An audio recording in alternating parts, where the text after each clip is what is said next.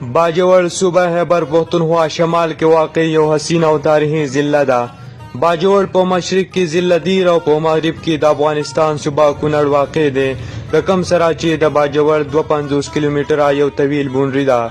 مومن، پېښور، مردان، چارسده دا د باجوړ سره نږدې ضلعې دي. په باجوړ کې مختلف وختونو کې مختلف حکومتونه تیر شوي دي.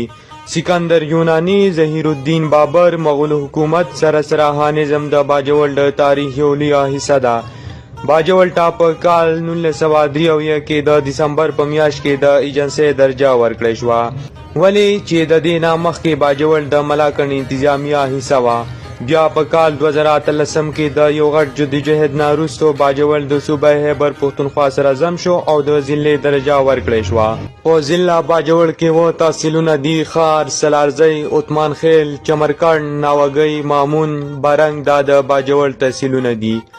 د باجوړ غټ تجارتي مراکزو کې خار، ناوګۍ، عنایت کلی د ستاینې وړ دي.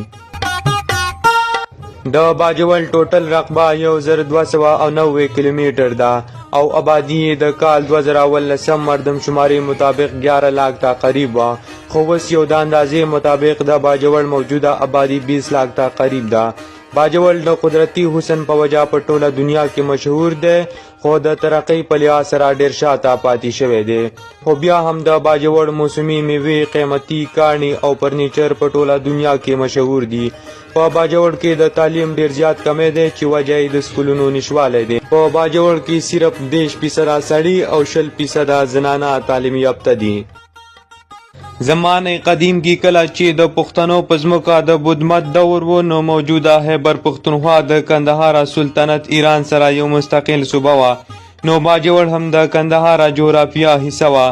باجوړ کې وختاً په وختاً ډیر آثار قدیمه دریاب شوي وو، خو د بدقسمتۍ له وجې هغه اغلا او په پټه بهر ته وتلي دي، چې له وجې اوس په باجوړ کې یو میوزیم هم نشته.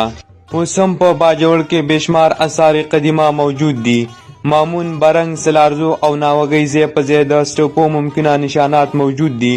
باجوړ په زمانه قدیم کې یو غټ ریاست و. د باجوړ حدود تر لرې پورې غوړېدلي وو.